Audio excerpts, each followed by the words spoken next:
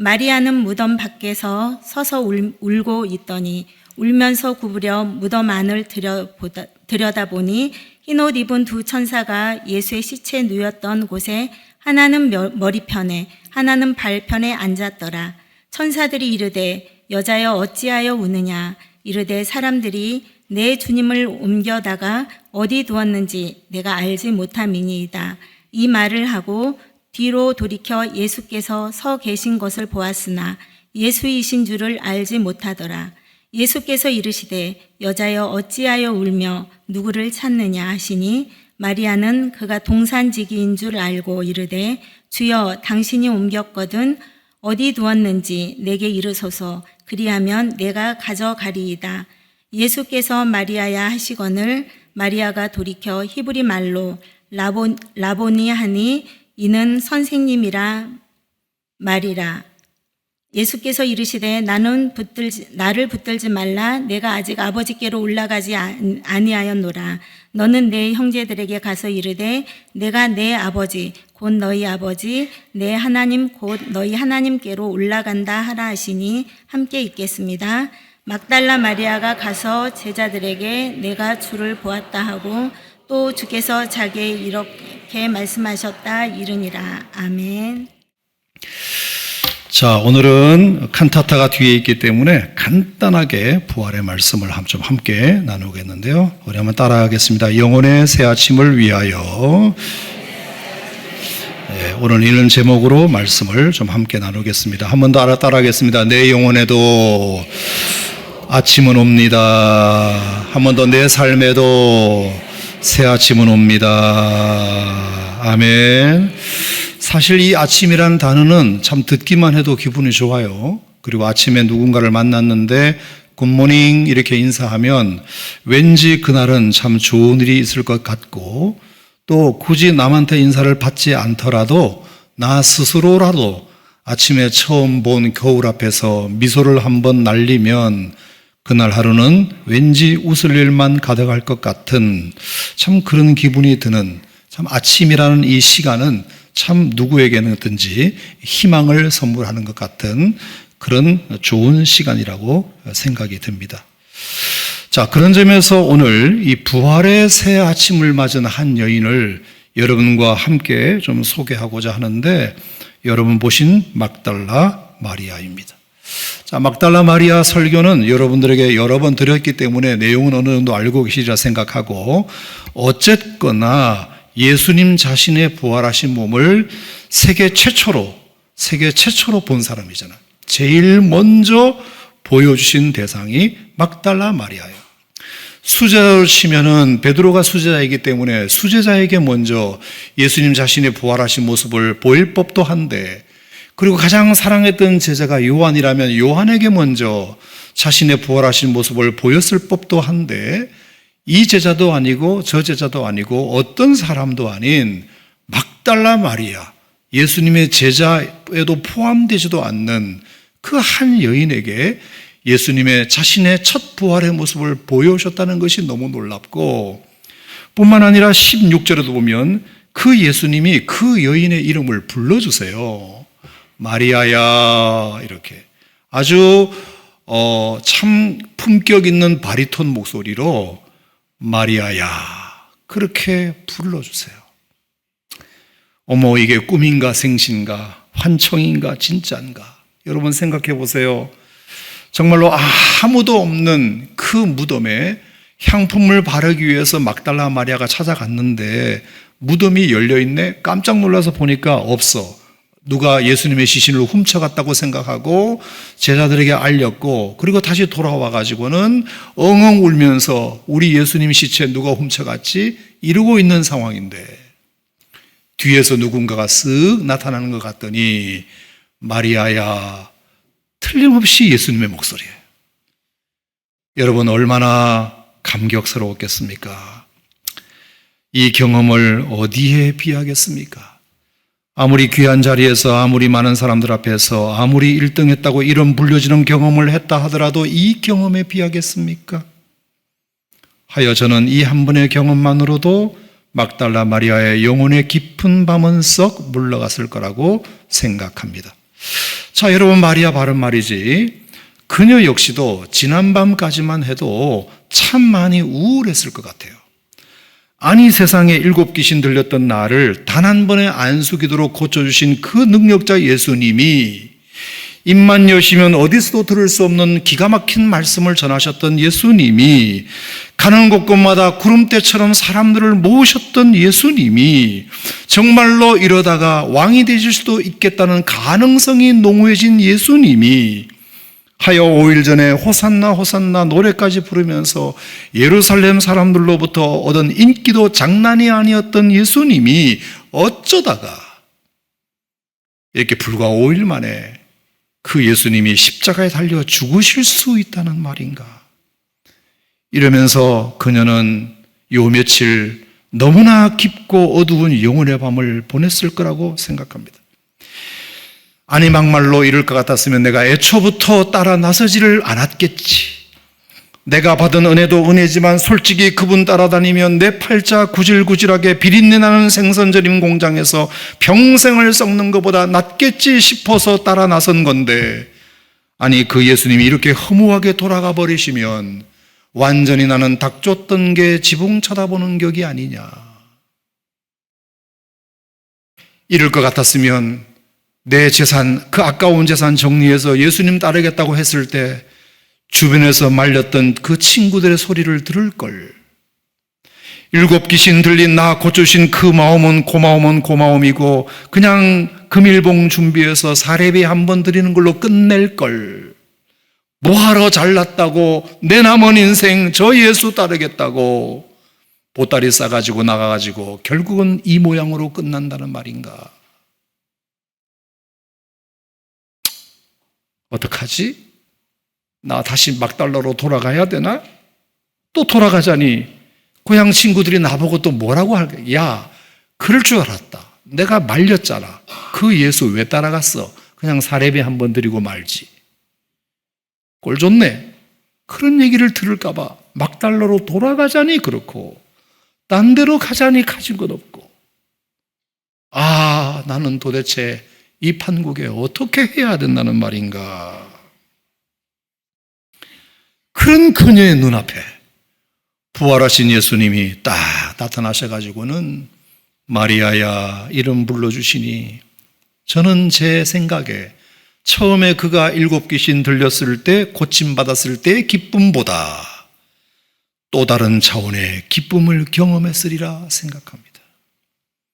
왜냐하면 그동안 그녀에게는 솔직히 말해서 예수님을 섬겨오는 동안 솔직히 힘든 점도 많았거든요. 말 못할 후회와 갈등도 없잖아 있었거든요. 자, 예컨대 이런 거예요. 자, 그 중에 하나는 뭐냐면은 막상 예수님을 따르겠다고 딱 마음 먹고 뛰어들고 보니 예수님에 대한 실망이 살짝 들었을 수도 있어요. 왜냐? 자기 병을 고쳐주실 때만 해도 그렇게 능력 많고 멋있게 보였던 예수님이 막상 예수님을 따르고 보니 계속 사람들로부터 미움만 당하시고 고난의 길로만 계속 가시려는 모습을 보면서 솔직히 이건 뭐지? 이런 생각이 첫 번째 들었을 것 같고, 두 번째는 12 제자들의 무시도 한몫했을 거예요. 자, 자기들은 그래도 예수님께서 뽑으신 합법적 권위를 가진 12 제자라고 치자. 근데 자기는 12 제자로 임명받은 사람이 아니잖아요. 그냥 자발적으로 따라 나선 사람이잖아요. 그러니 임무가 주어져도 허드렛 일만 주어졌을 가능성이 많아요. 죄송한 표현인데 그 시대의 여자들은 하는 일이 뻔했어요. 그러니까 예수님과 12 제자들이 전도 여행을 다닐 때 얼마나 손 가는 게 많아요. 때마다 밥도 해드려야 되지, 빨래도 해드려야지, 청소도 해드려야지, 물도 갖다 드려야 되지.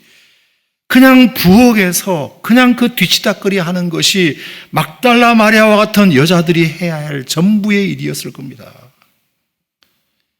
그리고 처음에 따르기 전에는 예수님도 위대해 보이고 그 예수님의 12 제자들도 참 위대해 보이고, 야, 정말로 훌륭한 일 한다 이렇게 생각했는데 막상 12 제자를 속을 들여다보니 얘들이 자기들끼리만 싸우고 누가 크냐, 누가 작냐, 누가 예수님 오른편에 나중에 앉을 거냐, 이거 싸우고 있는 모습을 보고 얼마나 실망을 했는지 몰라요. 여기도 별 수 없는 사람 사는 세상이구나. 그렇게 거룩하게 보였던 예수님의 12제자들이 싸우는 모습을 보고 얼마나 아이고 여기 잘못 왔는 갭이다. 뿐만 아니라 결정적으로 막달라 마리아가 하는 일까지도 허드렛 일이었다. 예수님 때 되면 밥 해드리고 물 갖다 드리고 빨래 해드리고 세수물 봐드리고 잠자리 봐드리는 거.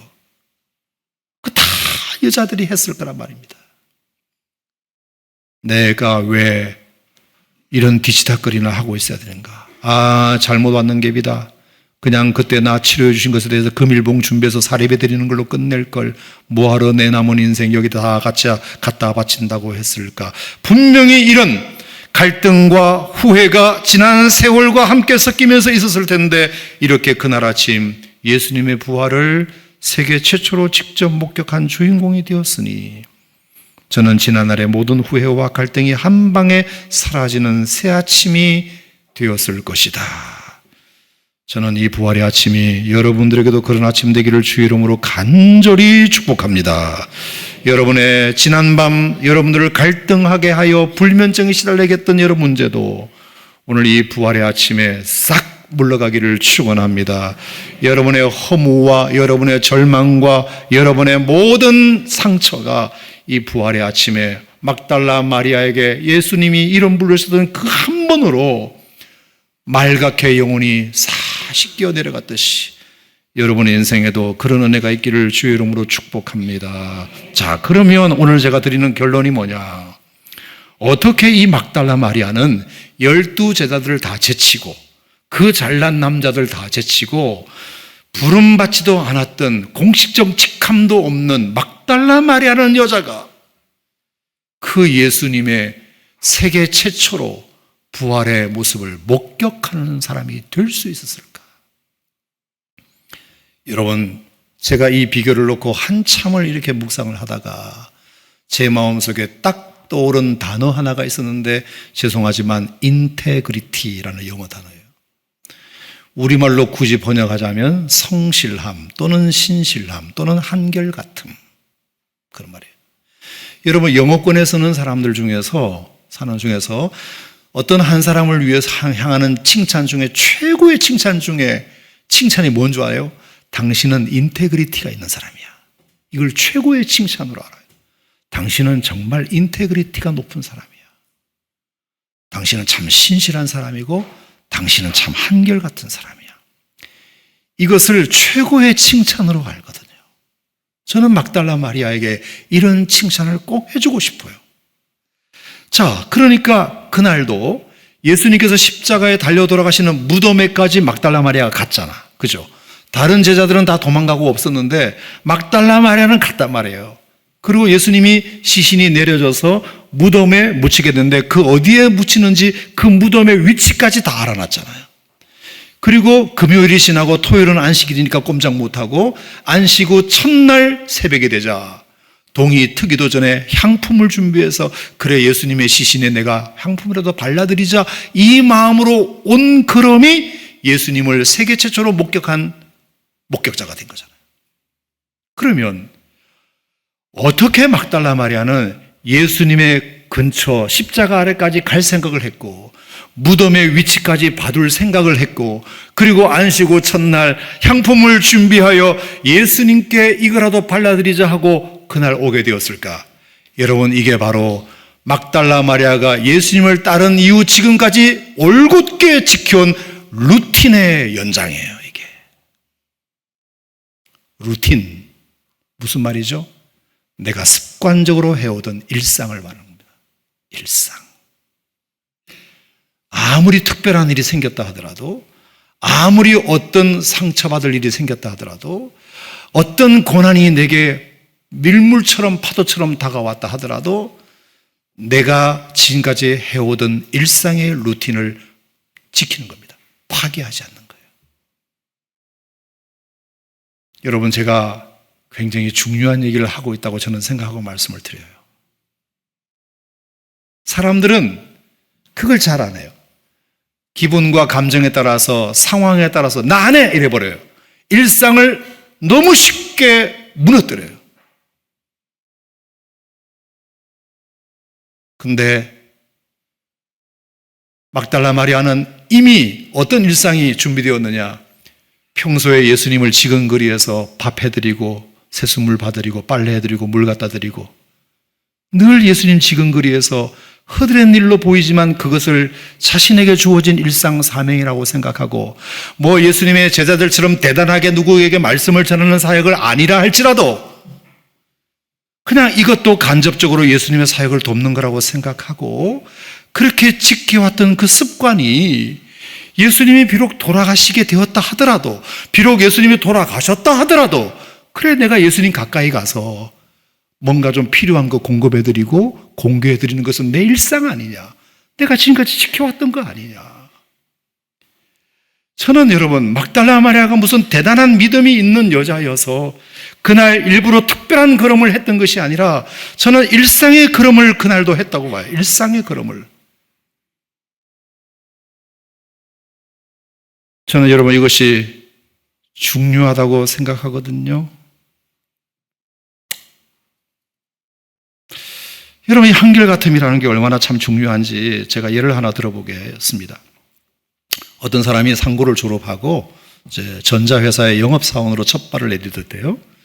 그 후에 10년 동안 정말로 열심히 일을 해서 성실하게 돈을 모았는데 10년 만에 자기가 모은 돈에 다른 사람의 돈을 좀 빌려가지고 가전제품 대리점을 차릴 정도가 됐대요. 그래 얼마나 뿌듯했겠습니까?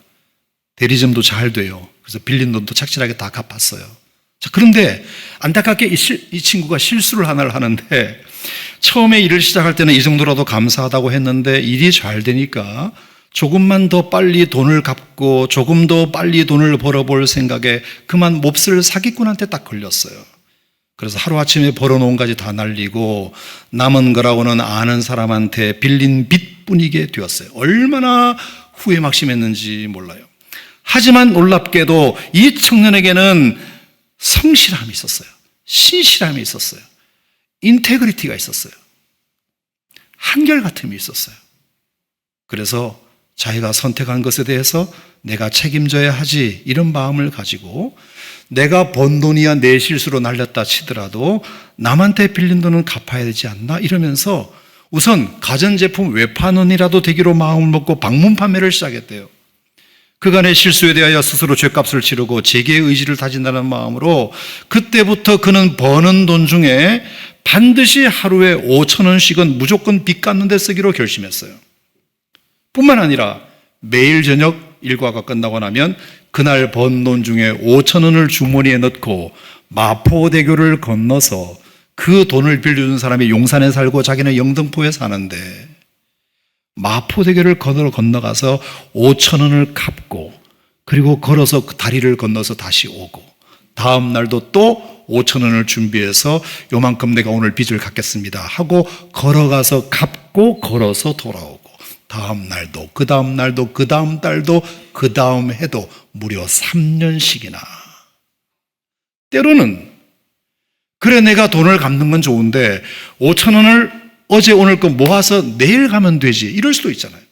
일주일치로 모아서 토요일날 3만 원 갖다 주면 되지 이럴 수도 있잖아요. 근데 자기가 그렇게 하기로 마음을 먹었고 이걸 내가 지키기로 결정했고 그래서 그 먼 길을 매일 5,000원씩 빚 갚는 데 3년을 썼더니 결국은 그 빚을 다 갚고 재기의 길을 갖게 되는데 그때 기다렸다는 듯이 두 사람이 이 청년에게 이렇게 말하는 겁니다. 첫 번째는 그를 외판원으로 지금까지 써온 그 회사의 판매 이사가 그의 재기를 돕겠다고 나섰고 두 번째는 지난 수년간 매일 5,000원씩 받고 있었던 그 빚쟁이가 너무 감동을 해가지고 처음에 네가 나를 찾아와서 매일 5,000원씩 빚을 갚겠다고 말했을 때만 해도 나는 너를 믿지 않았어. 며칠 지나면 그만두겠지 생각했어. 돈이 없어서가 아니라 피곤해서라도 그만두겠지. 그렇게 매일 먼 한강 다리를 건너오고 건너간다는 게 이게 보통 일이야. 하지만 너는 나의 예상을 깼고 그 일을 끝까지 성실하게 해내는 모습을 보면서 점차 너에 대한 나의 믿음도 쌓여갔어. 그러면서 저 친구는 언젠가는 재기하겠구나. 그리고 그날이 오기를 손꼽아 기다렸고 오늘이 그날이 드디어 왔어. 그러니 이제 나에게도 너의 새로운 사업에 출자할 수 있는 기회를 나에게도 줘. 그러면서 그동안 자기가 꼬박꼬박 5,000원씩 모아두었던 그 빚을 다시 투자하겠다고. 이게 성실함, 한결같음, 신실함의 힘이라고 생각해요. 막달라 마리아도 그에 못지않았다. 제자들조차 무서워 못 갔던 십자가 아래까지 그래서 간 거다. 왜? 늘 예수님을 지근거리에서 섬겼던 버릇이 있기 때문에. 막달라 마리아가 무슨 대단한 믿음이 있어서가 아니라 그냥 늘 예수님 곁에서 예수님의 필요가 뭔지를 봐드리는 습관과 일상의 루틴이 있었기 때문에 예수님의 십자가 곁에 그냥 자연스럽게 간 것이고, 예수님의 시신을 어디에 두나 살펴보게 된 것이고, 그리고 안 쉬고 첫날 기다렸다가 그래 내가 뭐 딴 건 못해도 늘 해오던 거니까 예수님의 시신에 향품이라도 발라드려야지 해서 간 걸음이 세계 최초로 예수님의 부활하신 모습을 목격하는 기회를 얻게 되었다.